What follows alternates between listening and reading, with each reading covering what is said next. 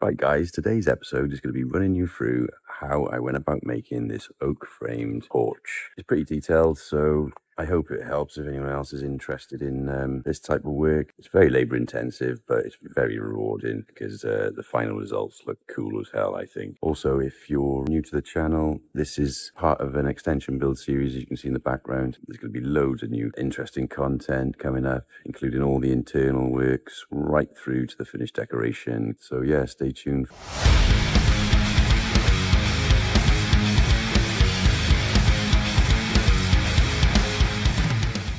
Well, good morning. Not gonna lie, I'm a little bit excited today because I got my cup of tea and it's green oak day. I don't think I've done a green oak job since, I think the last one was 2018, so might be a bit rusty, but I do love it. Yeah, the last job I did was back in 2018 and it was this one, which involved an entire elevation of green oak with some bifold doors set into it, and I run the sole plate lower than the internal floor level so the oak flooring looked like it just flowed out into the garden. So I did all myself, that extension as well, by the way. I was quite proud of that one. And I did a nice bespoke roof, glass with LED rafters, all finish sprayed with an aluminium capping. Yeah, it's a shame I wasn't doing YouTube when I did that job because it was pretty cool. Anyway, I'm gonna run you through what the plan is now. So this is our timber and this is where it's got to go. I think I'm gonna mock up in some 6x2 because it's about the same width as our posts. I'm gonna mock something up across here, down there, so I can get heights, levels, etc, and do a little sketch, I think, of what the plan is. So I'll just get that sorted now and then I'll show you what I've come up with. So I just quickly mocked up the basic shape. I'll try and explain what I'm doing. So our beam that's going to go across there is a 200 by 150 and it's going to be sat on a 150 by 150 post. It's going to sit on this wall, and what I will do to stop it pulling away at the end is I will put a stainless steel bar through into there, and that'll all be bolted up so it can't move that way and it can't move that way. This is just a rough position now, so that is packed up to allow 200mm to emulate that, plus a 5mm bed just to set it on so we can level it. So what I need to check now is I want to get the orientation of this beam front to back so that it works with the bird's mouth here and we're not taking too much out of the timber. In this orientation as it stands, if this was the face, then I would have to take out nearly 60mm out of a 6x2, so that's not going to work. So basically that means we're going to have to push this back until we're happy with our bird's mouth here, because it's going to run relative, isn't it? So the top is always going to stay the same. So we just need to move this oak beam backwards now, we've established, till we get about 45mm bird's mouth. So I don't think we'll have to move too much, maybe an inch or so, and then that will give us our face at this point. And then all we've got to do, I'm not quite sure what I'm going to measure that off. It might have to be a set distance of this rafter from the wall plate struck onto a rafter over there, and this end rafter pull a string through so we can parallel that end, because at the moment that's just floating there. It's a guess completely where it goes. So once we've got this in line running true, well, we can make a start then, really. The roof overhang is another issue, but I'll come to that later. So yeah, my first priority is to get the face of this in the right orientation to work with the bird's mouth on the rafters that are going to follow through,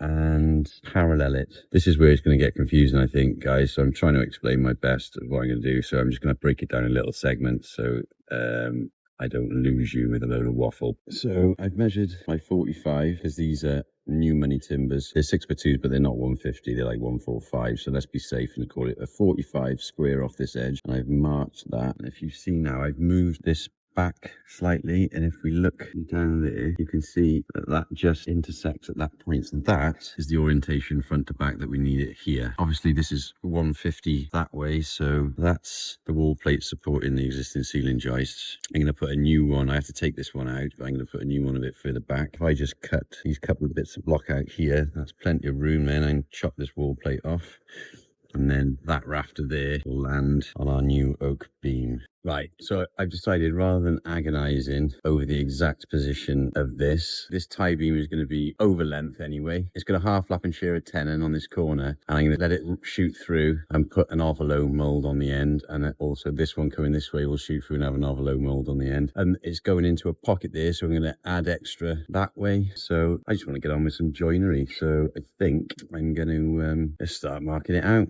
So this is my first piece on the deck. I've noticed there's a bit of heartwood there, but I am doing a stop chamfer detail from probably 150mm from the bottom of where it sits on the Staddle stone to 150mm down from where my braces are. Don't know if I'm going to do in between the brace, not sure yet. It might not look nice. So yeah, I will have to make sure that is in the bottom section before the brace. So I'm going to make that the bottom, this the top. So that's our tenon end. So I'm just marking out my first tenons. That's my first shoulder line. Because it's shearing, the beam going that way, this is going to have to be a square tenon, so you don't get left with too little material on the ends. I've marked my depth of my tenons there, so I'm going to cut this way, chisel that out, cut it that way, chisel that out, and then we need to do it also in the other orientation as well, if that makes sense, to make a square peg. So that's our 200 beam. The half flap will get in there, and then I'm also gonna, I think, extend the tenon just in case I need that to do the diagonal piece on here to peg it through there. I'm not sure yet, so I'm going to leave that tenon extra long just in case. Well, just hit my first problem. You know, recently swapped to Milwaukee, as you know, and I only had a couple of batteries, 5 amp hours. I haven't even cut one tenon yet, and they're both dead. Diggity dead. So my customer come out and, ooh, I had an email off Screwfix this morning saying it's Milwaukee Power Week. So I've only got 4 batteries for 200 quid, which I thought was, I hope that's a bargain, but the only problem is they're not charged when you buy them. So I've got one, ooh, one's ready. So I'll chuck the next dead one on, and I'll just keep chucking them on, and hopefully they charge before it runs out again. Anyway, slight hiccup. So I just thought I'd run through the method of how I cut these joints. I just use my circular saw set to the depth. Loads of curve cuts, as you can see. Smash them off with the hammer, and then get a nice sharp chisel and par him flat, and then move on to the next one. Right, sorry, I've been a bit rubbish with the filming. I've done my square tenon. These are my half laps. Obviously, that one is going to lap that way over this, and the square tenon then will go up through both of them. So what I like to do when I'm doing it, because I was using that new Milwaukee, the power of corded in a cordless thing, but I don't think they tested it on green oak because, well, it was a battery killer. And also the blade twists, which I've unfortunately found out by there. Can you see that? There's my line, but luckily I've got a get out of jail free card, because when I saw that I came well inside the line this time. Can you see the angle on that? Well inside the line this time, so whatever I've lost there I can gain back here, so the half lap's not too wide. But what I like to do to clean up these shoulders and obviously get them perfectly square that way, I'll clamp a straight edge or a square to there and run my router off it. So I measure the distance from the edge of my router to the edge of the cutter, measure that there, square it round, and I'll clamp my square onto there and just literally wisp and square up these shoulders so they're perfectly square that way, because the saw was not cutting it. So yeah, if you're having the same problem, just give yourself a get out of jail free card and come inside your shoulder lines. But that one, that could have been disastrous. Look at that. Zoom. So I was obviously cutting from the other side, and by the time it got to that end, it did not like it whatsoever, and it's twisted the blade. So that babe's probably ruined now, but I live and learn, don't you? I didn't have my track saw and my Festool, and I haven't got one of those ginormous skill saws that Makita do, that like whatever they are, they look like, as Simon Bowler says, comedy sized saw. So we're just doing what we can with what we got, dudes. So next thing is, now I'm gonna drop these onto the floor, set them up, trim these shoulder lines so that one drops into there lovely, and then I need to mark out my mortise to go through to both of these for the square peg on the tenon to slot through. So I've remembered my tripod today, and sorry I've been so rubbish with the filming on this, even though it's a nice thing to film. I forgot my tripod yesterday, and also I'm up against it a bit, and the weather has been on and off, wet and sunny, then wet and sunny. So hopefully I'll get a good bit of footage today. So I'll set you up now.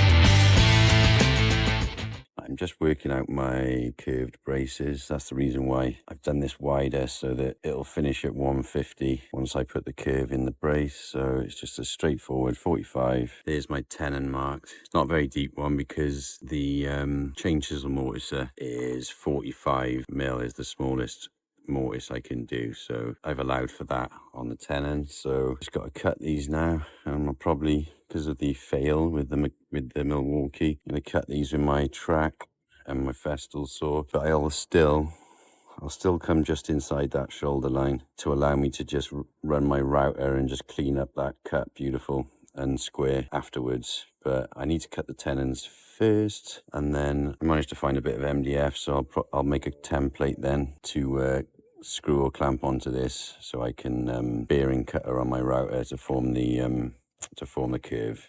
Right, so I've cut the first part of my tenons, both sides on either end. These are going to get squared off this shoulder.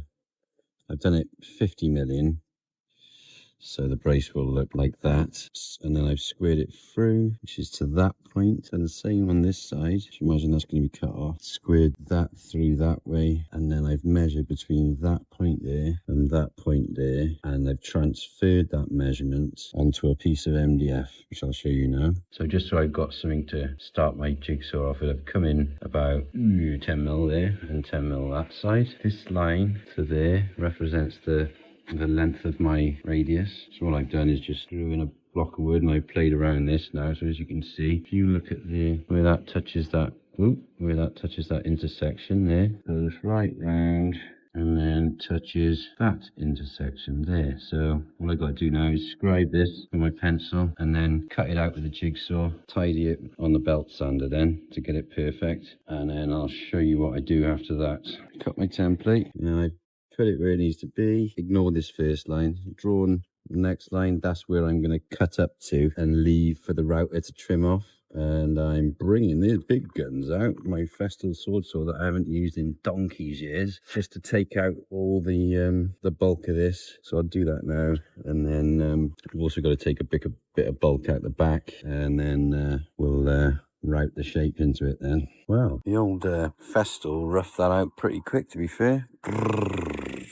So I've just left a smidgen now just to whip off with the router. So I'm going to pin my template onto here with my headless nailer and whiz him off with the router. Right guys, well I've nearly finished all the jointing of the lower part of the green oak frame. I've decided to do the wall plate beam, the tie beam and the post in one, get it up there, because I want the truss, so the angled green oak beam, to finish the gable end off. I want that to finish, the top of that to finish perfectly with the top of my rafters, so that my battens then can shoot over to the both, and it gets tiled and then dry edge to finish that off. I'm thinking it's a bit risky to try and get that spot on without my rafters actually being up there. So I'll show you what I've got to do now. So I've covered up, obviously. We had a disaster, by the way. I came back after the weekend and Andrew had put some tiles and stuff and blocks to keep this whooshing about in the wind, and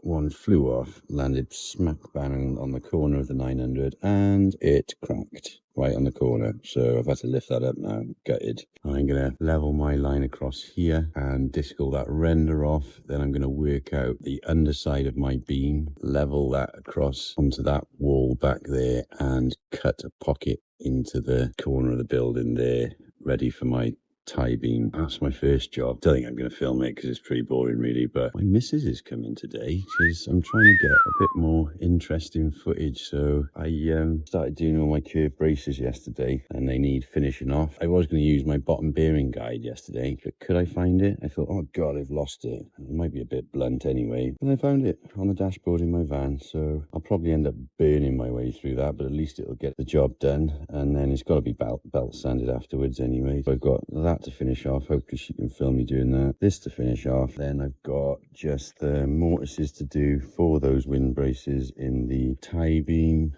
in the wall plate beam and obviously the upright post with the tenon on there. So I'm going to have to dry fit that together again, work out where my mortises are going to go for these wind braces, get them done, and then it's just a case of sanding. What I also might try and do while she's here is I'm going to do a moulding where these shoot are. I was going to do a cove moulding or something like that, or maybe even an Ovolo. There'd be a bit more work to the Ovolo. See what I feel like.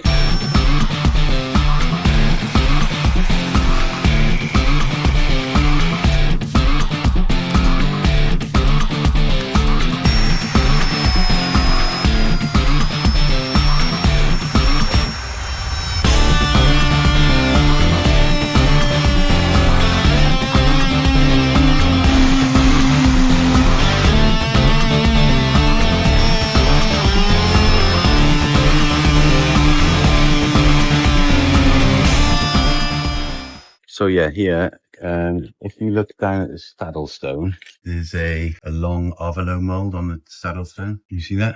I'm going to recreate it on the end of the big beams when they shoot over. So I've got to cut this out to make a template. Okay.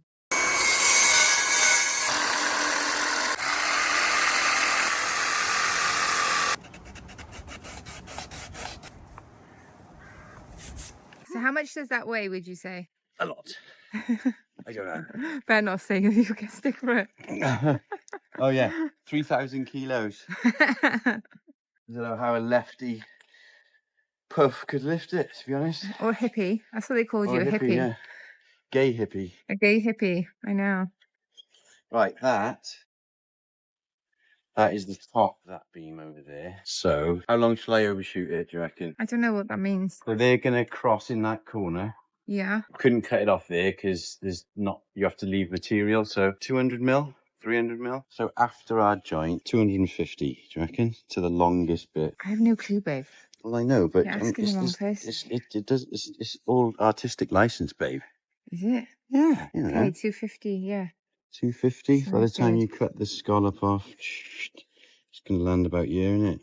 Oh, right, okay, yeah. Let's just see what that looks like. I'll draw it on. Imagine you did it the wrong way around. Would you do it Ovolo up or Ovolo down? What? Ovolo up like that, so that's the bottom. Yeah. Yeah, Ovolo up. No, that's Ovolo down. What? Okay, Ovolo down. Oh my god. You'll never make a carpenter out of me, babe. Never say never. Okay, Ovolo up. No, that's down. Right, so now, are we happy that's big enough? Or should we go further? Bigger the better. Don't be rude. Right, I need to cut that off now. Now, what we need to do is take out the bulk. So we'll take out that there. We'll take out to about there. Got to be careful here as well, that we don't plunge that way. I got to put the saw back straight again.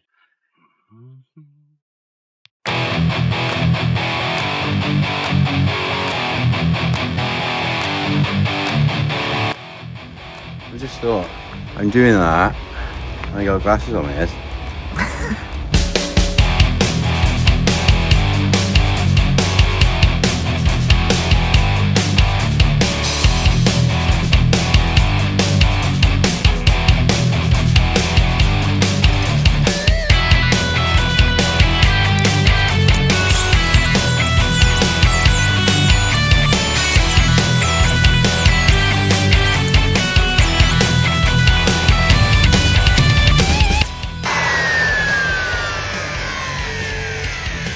I like that, that's the dog's danglers, see?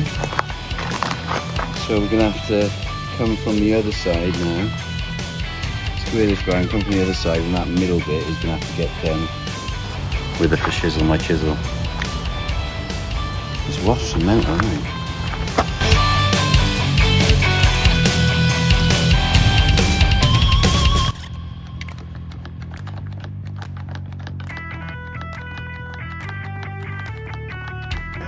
I missed him. Sorry, you're special.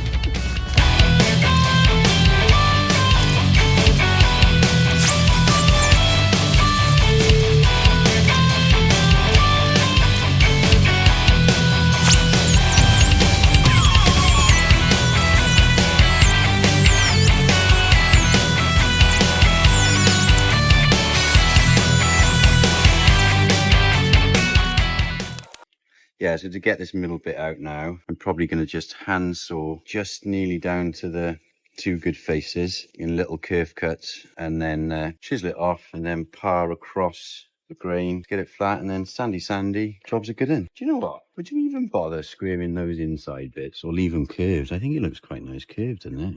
Would you bother? Tell me in the comments. I got to do it before this goes out, so thanks for your input, but it's a bit late.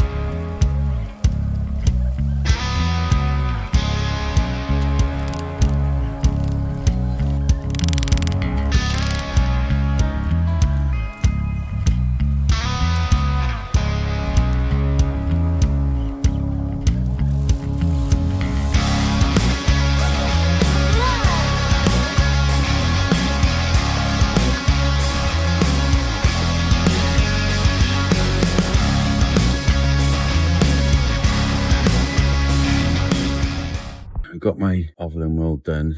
Birds left me a lovely little present. Look, looks like a tiny dung beetle's rolled that up into a nice neat ball, doesn't it? So obviously this post is at 150 high. So I thought, do I do the same template on the 200 beam? And then I thought, no, because this bit will be huge, won't it? And it won't look right. So I just sort of worked out the relativity. So that's a 30 mil. That's 30 mil. So I've added them together. That's 60, and divided 150 by 60, and it comes out at 2.5. So what I've done here is I'm gonna get it relative. So I've done, instead of 30, I've done 40 to that step and 40 mil in from the bottom. And then if you go 200 divided by 80, which is them two added up, that also comes in at 2.5. So it should be proportionate to that one, even though this will be slightly different. I hope you get that. So I'm just working it out now, seeing what it looks like, and then I'm going to cut a template for that. Right, so I've drawn my template. So that's the top of the beam. You got our 40 mil down, 20 mil step in, a nice radius to look as close to that one as possible, and then another 40 mil then. I'm going to jig this out with a jigsaw and then start shaping the end of this beam.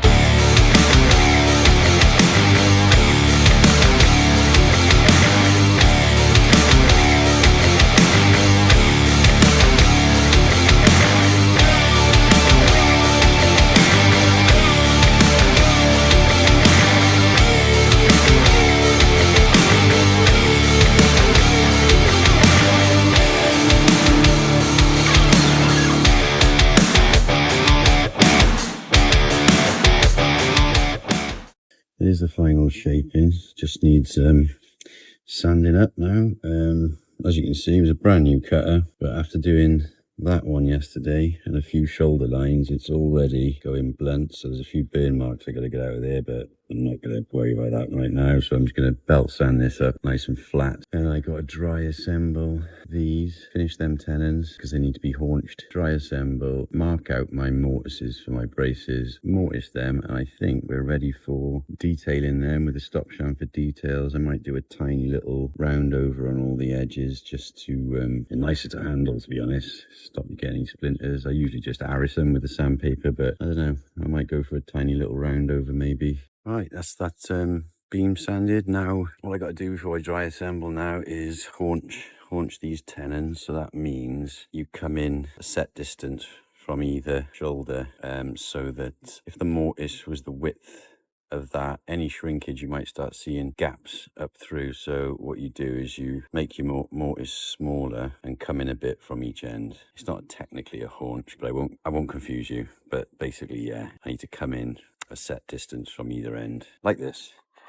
Done that one already, look, see? And I just need to do a bit at the top there, maybe an inch or so, just so that any shrinkage occurs, you don't see into the joint. So, I've marked all my mortises, chopped them out with the old Festool chain chisel mortiser, and now I'm just fine adjusting my braces. So I've just Got this one in now, so as you can see, nice shoulder lines all the way around. This one is going to be shearing a mortise, so I might have to trim this one back maybe on the angle. It's like a 45, but bearing in mind you've still got to get pegs through this joint, so I might just have to notch a bit. I don't know, but I'll see. Right, so I've dry assembled the frame now, and I've just got to work out where I want my stop chamfers. So while it's together now, I'll get them all marked out everywhere I want them, and then take it apart again.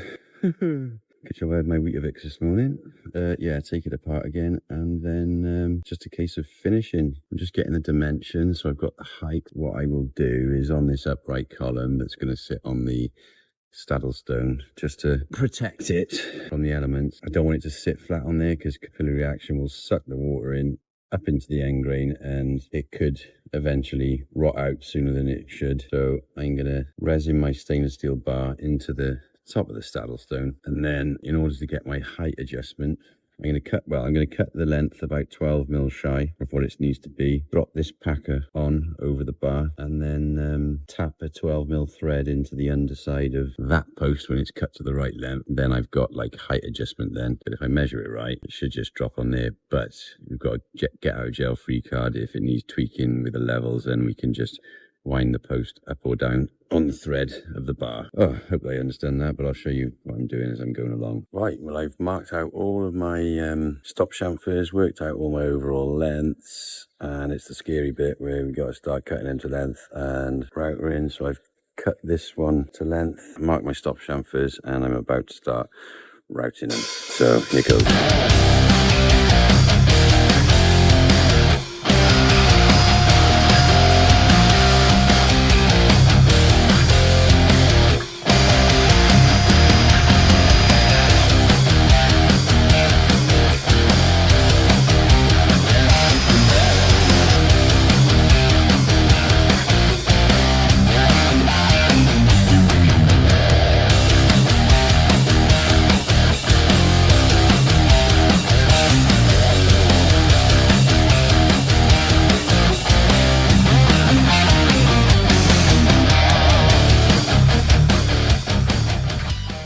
Trick is to keep a constant speed, and when you're starting off to your line, just nibble a bit but never stop, because you just get a burn mark and it'll take you hours to sand it out.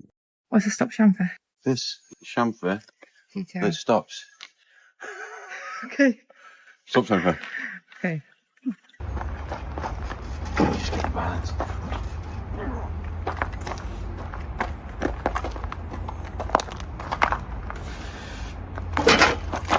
Jesus.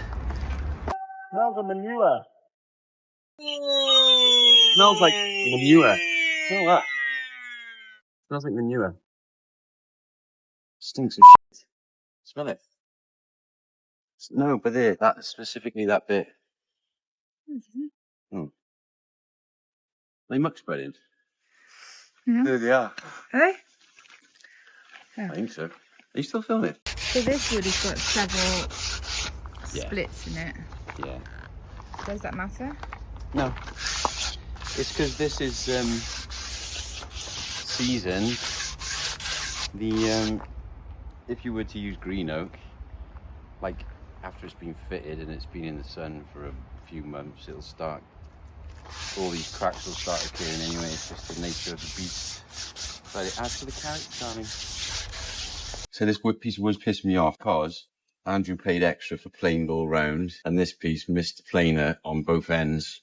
So I've already belt sanded the shite out of that, and it's still got the rough bits showing. And I made a bit of a schoolboy error. Basically, I said I'm a little bit rusty because I haven't done this. Last job was 8 years ago. Well, when I did this half lap, I stupidly just measured the timber anywhere and assumed, before I was thinking, that it had missed the planer on both ends. So when you're doing a half lap, make sure you measure the actual bits that are going to intersect with each other, because obviously in the middle this measured 150, because it missed the planer on both ends, it measured 146 or something like that. So it was 4 mil shy. So I've cut my half lap ever so slightly too big. The customer doesn't care and didn't really notice until I pointed it out. But I woke up in a cold sweat last night, babe, thinking about 4mm. So, yeah, don't get caught out like I just did. I wake up in a cold sweat, having nightmares about 4mm.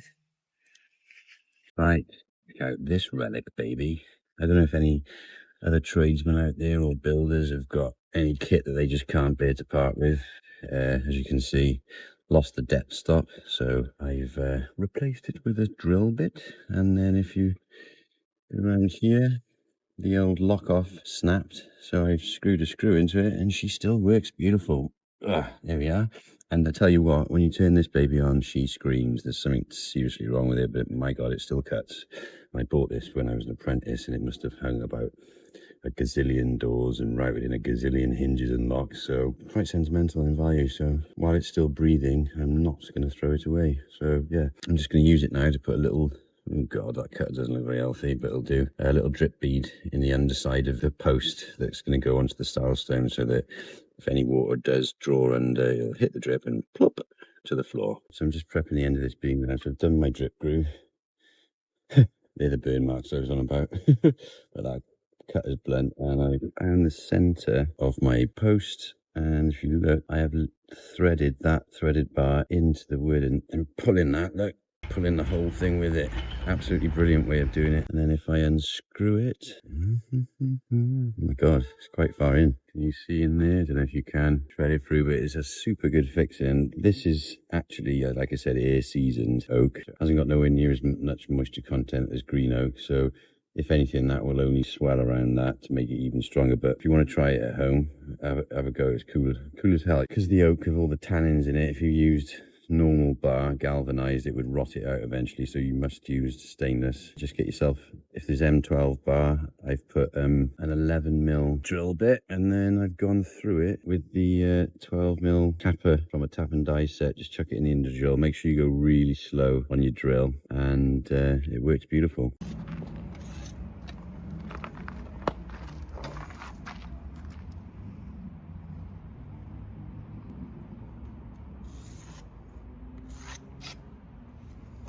This is the Staddle stone that the green oak post is going to sort of sit on. It's not, because I've explained it, it's not going to sit on it. It's going to be raised off so that water can't suck under and rot the end grain. So I found the center by drawing the two diagonals, and I'm going to chuck, this is slightly too big, this drill bit, but it don't matter because it's going to be filled with resin.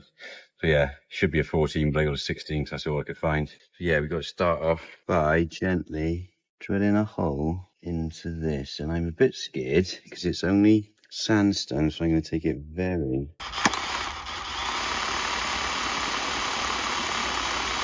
gently. Make sure it's square, but you don't have to be super precise.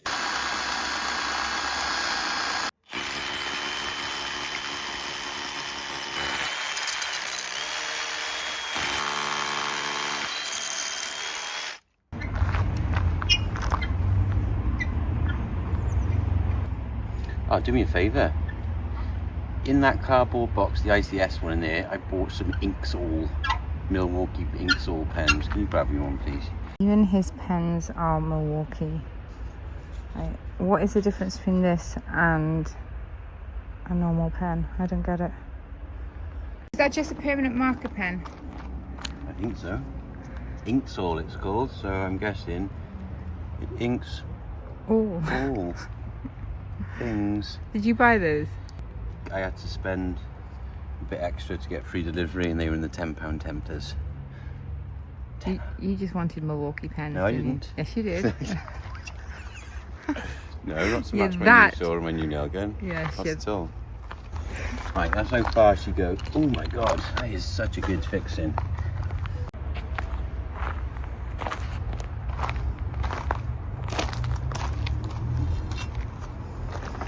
So we're into stone, that much. 65mm, so let's call it 60. 60mm into the wood, and then 140 into the stone.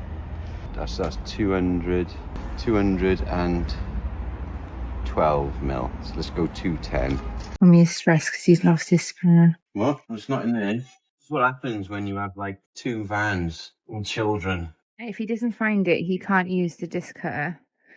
So What? it's quite important, isn't it, Tommy? Well, I'm gonna have to use a stone blade on it then. I don't know where it is. I have no idea.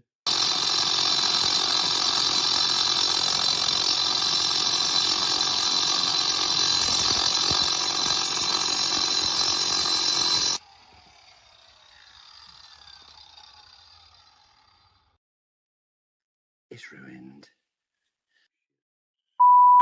Used to come over this way.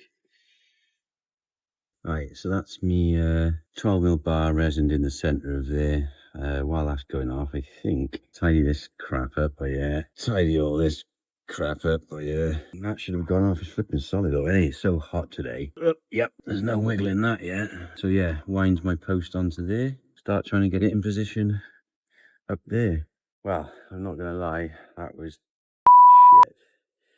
But I'm not going to take all the credit because I had help off my customer Andrew. Say hello, Andrew. So yeah, I'll show you what it looks like. I didn't film it because I didn't want the health and safety police after me. That's him in situ. All we've got to do tomorrow now, I'm going to bring my ratchet straps to strap those braces up before I peg the tenons. And I'm going to chuck that wall plate on and then drop the rafters onto here. Not sure how to finish the roof yet to keep that detail in, but we'll have a look at that tomorrow. Nice, I'm off, so I'll be here. So I've got that annoying half lap done, which I forgot to do, so I had to do it up in the air. Wall plates on, perfectly in line with the one that's already on. I've packed it out plumb. So now all I got to do is work out this rafter here. Obviously this, I wasn't exactly sure of the positioning. There's plenty of scope for play there to come out, which is good. What I'm going to do is do the first one, get it right with there, because I know that position there is right.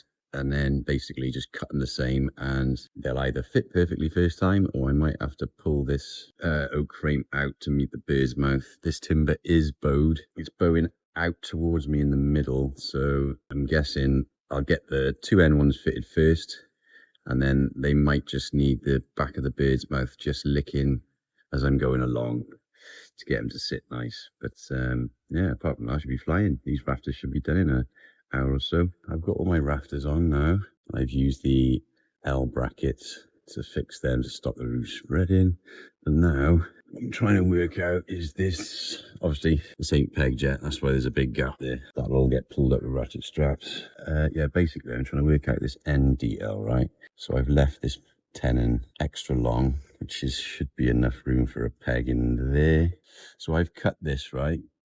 First of all, I wanted to finish, I want this beam originally to finish flush with the top of the rafter, right? So then my battens would shoot over enough for the drive edge to plop that straight on there, and that would just leave just loads of nice oak on show on the end rather than covering it up. However, I'm doing this dummy template, and originally to get it flush, it came to that line there. But then when I looked at here, it was past this tenon, which wouldn't have worked.